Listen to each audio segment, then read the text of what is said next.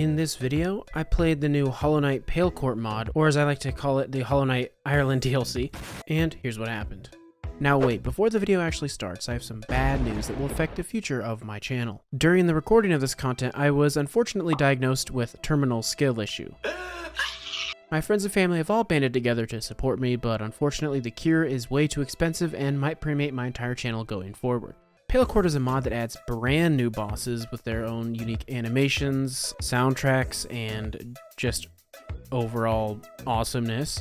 There's also a couple of Easter eggs. All in all, this mod is so high quality, I cannot believe it's not just actual DLC by Team Cherry themselves. The difficulty is pretty high, especially for players that haven't really done Radiant bosses or much of the Pantheons, but I still really recommend checking this out, or at least watching the video to see the high quality animation work involved. So I booted the mod up, and silly me, I didn't actually check where to start the mod, so I just booted up a fresh Pantheons save file. Immediately started looking around for the new bosses and entered the Hall of Gods. I checked the list, did not see them there, except for I did see a Tiso entry, which did not make sense to me because I don't remember him being there in the first place, but maybe he is, I don't know, let me go check. Oh, I started looking around the Hall of Gods. I eventually stumbled across this happening at the Dung Defenders Hall of Gods entry. This looked like the right place to be, so I quickly ran over to the bench, and when I got there, I noticed there were brand new charms, all of which are pretty powerful and unique. The Mark of Fury has you continuously holding attack, kind of like you're in a bullet hell or Cuphead type game where you're more focused on dodging. However, since it's melee, you really want to be hitting as it increases your rate of attack. Obviously, this synergizes well with things like Mark of Pride and Quick Slash, and of course Unbreakable Strength. We also had Vessel's Lament, and this one is interesting because it's kind of tied into your healing. Whenever you strike an enemy, a mark appears above them for a set amount of time, and then when you heal, it actually deals damage. I never really found much use in these new bosses because these bosses do not give you a chance to focus at all, especially if you're just doing the default focus, maybe with Quick Focus or the Slug one. But because I'm basic and I have skill issue, I'm obviously not going to equip those. We also had Boon of Hollowness, and this makes all of your spells take on a different form. It seems really good, especially the Descending Dark one, which changes it into basically the Pure Vessel's upward sword attack, but I'm not actually sure what the damage is like. I think Descending Dark is still better. The cast is kind of like a shotgun spell, you can miss with it. And I didn't actually really check these synergies with these other ones, but you guys let me know of any other cool synergies I'm missing out on in these charms. So after checking out the charms, I headed into what appeared to be the new area, and what do you know, it is. There's a bunch of statues for new bosses, all of them look cool, but I hate failed champions, so that is the last one I'm gonna try. And we made our first attempt at the mighty Hedgmol.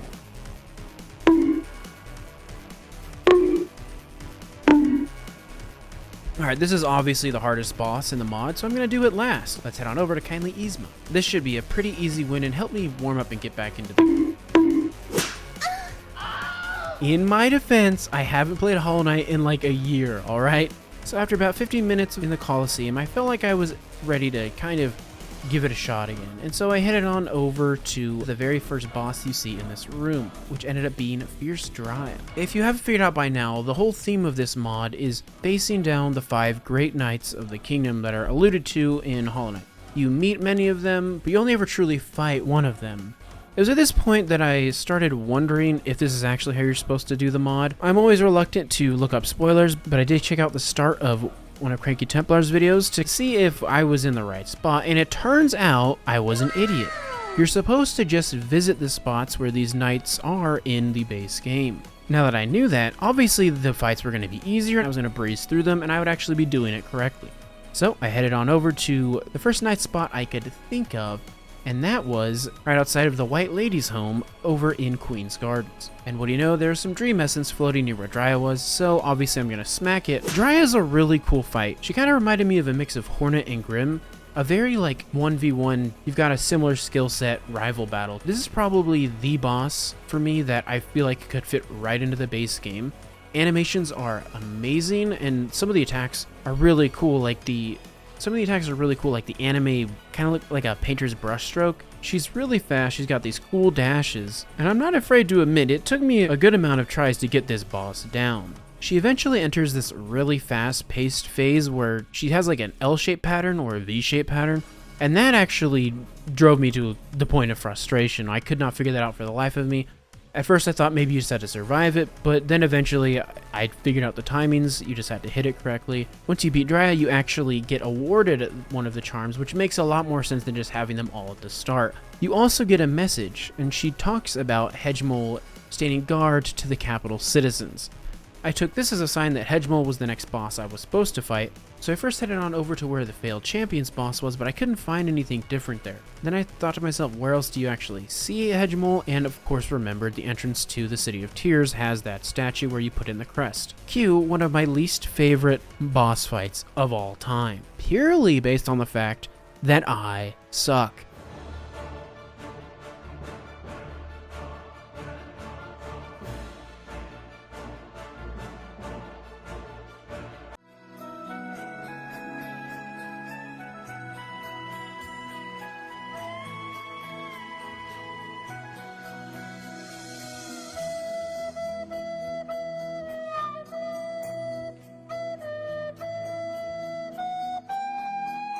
This guy's like failed champion, but a little buggier. There was multiple times I would try to pogo off of his head and the hitbox just would not register, which led to a couple of deaths. But I'm not going to put it all on the boss because I was still trying to get used to Hollow Knight controls. I know it's a simple game, but when you've been playing nothing but BattleBit for 2 weeks straight, you're going to run into some problems. Hedgmol has a bunch of projectiles and like screen clearing waves. He is based off of the moveset of the False Knight / failed champion, but it's just kind of all up to 100. For me, the biggest way that I found to unlock this fight was to just keep going to the opposite side of the room after every time he charged into the wall. You could get off 2 pogos if you stay to the inner side of wherever he charges, and then you could use a descending dart to iframe through the wave. Once he started getting faster and started wall slamming more, obviously it became a little more difficult. Yeah, boy. The one thing that actually never really bothered me was that giant wave. You just had to dash through it, and he'd always follow it up with a charge so you could just pogo off of his head. But it just took me so many deaths to get this guy down that I ended up not liking this fight, even though I can still appreciate all the animation work and coding that went into making this fight. Also, the background for this fight is really cool with those dudes in the carts just rolling back and forth. For some reason, I was expecting it to tank performance, but it didn't for me, so... All of this just works. Finishing this battle, Hedgmol starts speaking to Ogrim, questioning if Ogrim still hopes after all that happened to him. Now, for some reason, my brain linked Ogrim and Hedgmol as the same person, even though Ogrim's obviously the Dung Defender, and so not knowing exactly where to go next, I headed on over to the Grey Mourner, who I remember being another one of the 5 Great Knights, inside of her hut, and now it was time to fight Guts.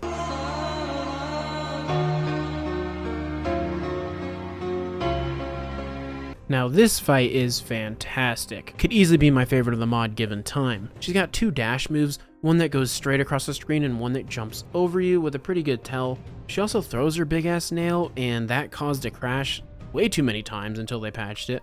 Again, this boss has more waves, kind of like Hedgmol. At this point I was getting some non-PTSD from this. You better stop!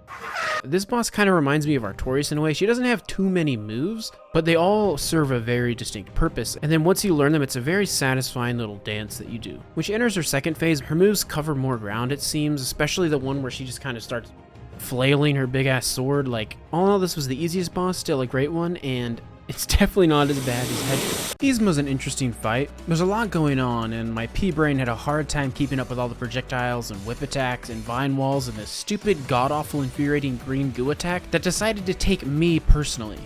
She also throws these bombs that explode, but the seeds themselves don't do damage, which is a bit confusing and just adds to the projectile spam. I don't really have much to say on this fight. It's not the best of the bunch, but I beat her pretty easily, so at this point I had beaten 4 of the Great Knights. And considering we already beat Ogrim in the base game, I thought that maybe that was it. So I headed over to the Pantheon in this save, and when I entered the White Defender, something had changed. Much like the base game, you actually have to beat these bosses to unlock their Pantheon versions. But there was a throne I could now sit on, and surprise, welcome to the final boss. At first, it's just Ogrim, but after a few hits, we then face the real boss. And before I talk about the fight itself or the mechanics, I just want to say that it's a really cool and fun moment seeing these two work together. In Hollow Knight's lore, they have a very close relationship, and the Dung Defender is literally guarding the entrance to where Yzma is found. So yeah, this is a hype moment and fits so well into the game. Again, the mod creators did such amazing work. They really understand Hollow Knight, However, as a dual boss fight, this doesn't really work for me. Typically in dual boss fights, they're supposed to complement each other's moveset. One might be slow, one might be fast, one ranged, the other melee. In this fight, it really does just kind of feel like they said, what if, and then just rolled with it. It's not badly designed, it's mostly fair, it probably took a ton of work to make this fight happen. For me, it just doesn't feel all that great to learn, and I had to heavily rely on D-Dark iframes to beat it, which is not my favorite way to fight Hollow Knight bosses. I died over and over.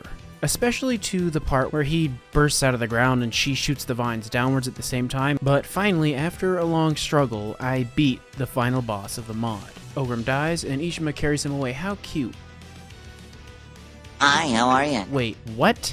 It's P6? Okay, I've beat these bosses. What's gonna be at the end? Final Radiance?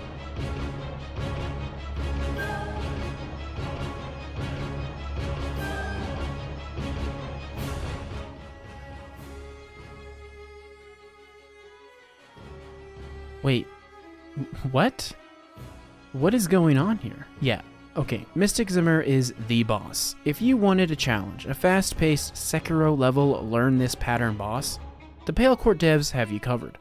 Some of the screen-filling moves are just hilarious and caused me to laugh out loud the first few fights. It's really just the first fight, but every move is bigger. It's honestly a great cap to this DLC mod, a really fun boss, and no, I will never beat it on Radiant difficulty. There's also apparently a Tiso fight that I have yet to do. My mod save file must have something bugged because I can't find Tiso anywhere at his quest locations, nor his body, and the lever in the Hall of Gods is not present. If anyone knows of like a speedrun save or something I can use to access this fight, that would be awesome, cause it looks great, and we've all been waiting for a real Tiso fight, ever since you first meet him in the game, honestly. I really don't have much more to say on this mod. If you love Hollow Knight, you will love Pale Court. It's some of the highest quality fan-made content I can think of. It almost feels like an insult to call it fan-made content. I don't know why. Anyways, that is how I died over 100 times in the Pale Court mod. Thank you so much for watching, and see you next time.